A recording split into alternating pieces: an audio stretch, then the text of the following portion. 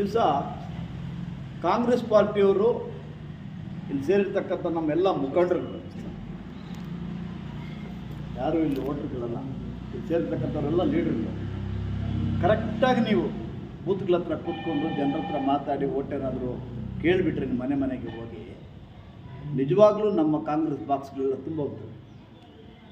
ಯಾಕಂತಂದರೆ ಇವತ್ತು ಧೈರ್ಯವಾಗಿ ನೀವು ಹೋಗಿ ಓಟ್ ಕೇಳುವಂಥ ಒಂದು ಶಕ್ತಿ ನಿಮ್ಮಲ್ಲಿ ಮಾತ್ರ ಕಾಂಗ್ರೆಸ್ ಅವರಲ್ಲಿ ಮಾತ್ರ ಇರೋದು. ಏನು ಈ 5 ಗ್ಯಾರಂಟಿ ಕಾರ್ಡ್ಗಳಿದೆಯೋ, ಈ 5 ಗ್ಯಾರಂಟಿ ಪ್ರಕಾರ ನಾವು ವಿಧಾನಸಭಾ ಚುನಾವಣೆಗೆ ಮೊದಲು ಬಂದು ಓಟ್ ಹಾಕೋದಕ್ಕೆ ಎತ್ಕೊಂಡು ಹೋಗ್ಬಿಟ್ಟು ಗ್ಯಾರಂಟಿ ಕಾರ್ಡ್ ಕೊಟ್ಟು ನೋಡಿ, ಸಿದ್ದರಾಮಯ್ಯನವರು ಸೈನ್ ಹಾಕಿದ್ದಾರೆ, ಡಿ ಕೆ ಶಿವಕುಮಾರ್ ಹಾಕಿದ್ದಾರೆ, ನೀವು ಕಾಂಗ್ರೆಸ್ ಪಕ್ಷನ ಗೆಲ್ಲಿದ್ರೆ 5 ಗ್ಯಾರಂಟಿ ಕೊಡ್ತೀವಿ ಅಂತೆಲ್ಲ ನೀವು ಕೇಳಿದ್ದೀರಾ ಮನೆ ಮನೆಗೆ ಊರೂರಲ್ಲಿ.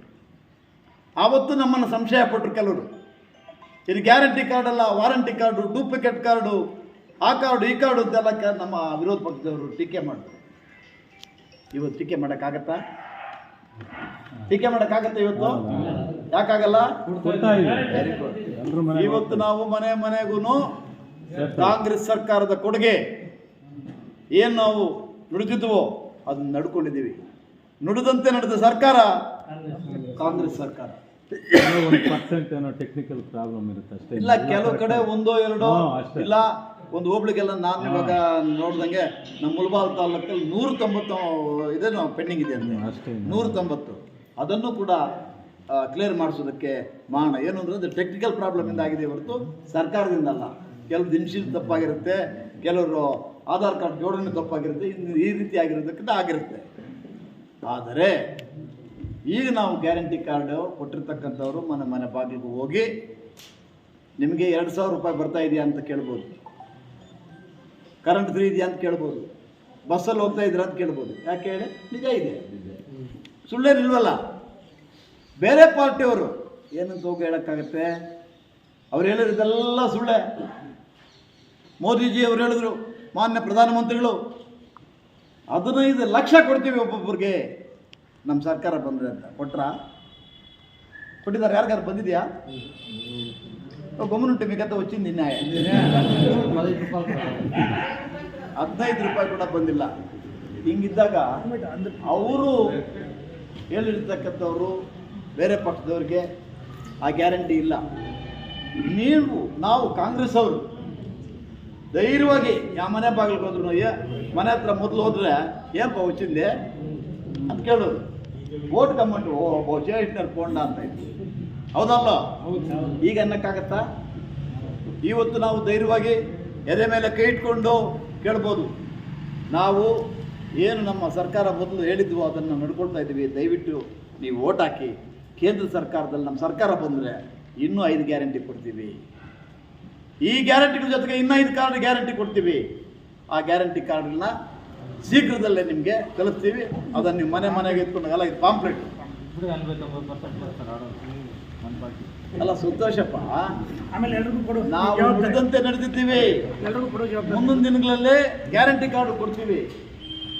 ಇದು ಮಲ್ಲಿಕಾರ್ಜುನ ಖರ್ಗೆ ಅವರು ಮತ್ತು ರಾಹುಲ್ ಗಾಂಧಿ ಅವರು ಸೈನ್ ಹಾಕಿರ್ತಕ್ಕಂಥ ಗ್ಯಾರಂಟಿ ಕಾರ್ಡ್ ನಾಳೆನೇ ಕೊಡ್ತೀವಿ. ನಾಳೆಯಿಂದ ಆ ಕಾರ್ಡ್ ಎತ್ಕೊಂಡೋಗ್ಬೋದು. ಮೊದಲು ಕೊಟ್ಟಿದ್ದೀವಿ, ಮಾಡಿದ್ದೀವಿ, ಹೀಗೆ ಈ ಕಾರ್ಡ್ ಕೊಡ್ತೀವಿ, ಮಾಡ್ತೀವಿ ಅಂತೇಳಿ ಮಾಡೋಕ್ಕೆ ಒಂದು ಅವಕಾಶ, ಅದೃಷ್ಟ ಕಾಂಗ್ರೆಸ್ನವ್ರಿಗೆ ಮಾತ್ರ ಇದೆ. ಬೇರೆಯವರು ಆ ರೀತಿ ಗ್ಯಾರಂಟಿಗಳು ಹೇಳ್ತೀವಿ ಅಂತೇಳಿ ಯಾರೂ ಮಾಡಿಲ್ಲ. ಅದರಿಂದ ಮುಂಬರುವ ವಿಧಾನಸಭಾ ಲೋಕಸಭಾ ಚುನಾವಣೆಯಲ್ಲಿ ನಮ್ಮ ಅಭ್ಯರ್ಥಿ ಗೌತಮ್ ಅವರು ಕೆಲವ್ರು ಏನಾಗುತ್ತೆ ಅಂದರೆ, ಇವರ ದುಡ್ಡುಂಡೆ ಓಡು ಟಿಕೆಟ್ ಇಚ್ಚಿಸಂಟಪ್ಪ, ದುಡ್ಡುಂಡೆ ಓಡೋಡು ಅಟ್ಲ ಇತ್ತ ಅಂತ ಹೇಳಿದ್ರು. ದುಡ್ಡುಂಡೆ ಓಡೋ ದುಡ್ಡಿರೋನು ಬಂದು ಗೆದ್ಕೊಂಡು ಹೋಗ್ಬಿಟ್ರೆ ಆಮೇಲೆ ಅವ್ನು ಬರೋದೇ ಇಲ್ಲ, ಅವ್ನು ಸಿಗೋದೇ ಇಲ್ಲ, ವ್ಯಾಪಾರಕ್ಕಾಗಿ ಬರ್ತಾರೆ. ಆದರೆ ನಮ್ಮ ಅಭ್ಯರ್ಥಿ ಅಪ್ಪಟ ಕಾಂಗ್ರೆಸ್ అభ్యర్థి, ప్యూర్ అదేం 24 క్యారెక్టర్ ఏమంటారు కదా, గోల్డ్ అట్లా కాంగ్రెస్లో 24 క్యారెక్టర్ అభ్యర్థి. బీజేపీ వాళ్ళు మన ఏడాది 5 ఏళ్ళ 2000 చెప్పింది ఆర్డర్ పాటించింది, 2000 అయింది. ಈ ರೇಟ್ ಕೇಂದ್ರ ಸರ್ಕಾರ ಹೇಳ್ತಾ ಹೋದ್ರೆ ಭಾಳಷ್ಟಿದೆ. ನಮ್ಮ ಅಭ್ಯರ್ಥಿ NSC ಬಂದು ಯೂತ್ ಕಾಂಗ್ರೆಸ್ ಆಗಿ ಪೇರೆಂಟ್ ಕಾಂಗ್ರೆಸ್ಸಲ್ಲಿ ಅಧ್ಯಕ್ಷನಾಗಿ ಈ ರೀತಿ ಬಂದಿರ್ತಕ್ಕಂಥವ್ರು. ಅಂದರೆ ಅವ್ರ ಕುಟುಂಬ ಕಾಂಗ್ರೆಸ್ ಕುಟುಂಬ, ಅವರ ಅಪ್ಪ ಮೇಯರ್ ಆಗಿದ್ದಂಥವ್ರು, ಯಾಕಂತಂದರೆ ಕಾಂಗ್ರೆಸ್ ಅವರ ನೋವು ಕಷ್ಟ ನಿಲುವು ಏನು ಅಂತ ಚೆನ್ನಾಗಿ ಗೊತ್ತಿದೆ. ಅದರಿಂದ ಉತ್ತಮವಾದಂಥ ಅಭ್ಯರ್ಥಿಯನ್ನು ಇವಾಗ ನಮ್ಮ ಲೋಕಸಭೆಗೆ ಆಯ್ಕೆ ಮಾಡಿ ಲೋಕಸಭೆಗೆ ಕಾಂಗ್ರೆಸ್ ಅಭ್ಯರ್ಥಿಯಾಗಿ ಆಯ್ಕೆ ಮಾಡಿದ್ದಾರೆ. ಅವ್ರನ್ನ ಇವಾಗ ನಾವು ಲೋಕಸಭೆಗೆ ಕಳಿಸ್ಕೊಡ್ಬೇಕಾಗಿದೆ. ಅವ್ರು ಕಳಿಸ್ಕೊಟ್ರೆ ವಿದ್ಯಾವಂತ ಬುದ್ಧಿವಂತ ಪಕ್ಷ ಅಲ್ಲಿ ಬಂದರೆ ನಮ್ಮ ಈ ಹೊಸದಾಗಿ ಮಾಡಿರ್ತಕ್ಕಂಥ ಗ್ಯಾರಂಟಿಗಳು 5 ಗ್ಯಾರಂಟಿಗಳ ಜೊತೆಗೆ ಬರ್ತವೆ. ಈ 5 ಗ್ಯಾರಂಟಿಗಳಲ್ಲಿ ಪ್ರಮುಖವಾದದ್ದು ಹೆಣ್ಣು ಮಕ್ಕಳಿಗೆ 1 ಲಕ್ಷ ರೂಪಾಯಿ 1 ವರ್ಷಕ್ಕೆ.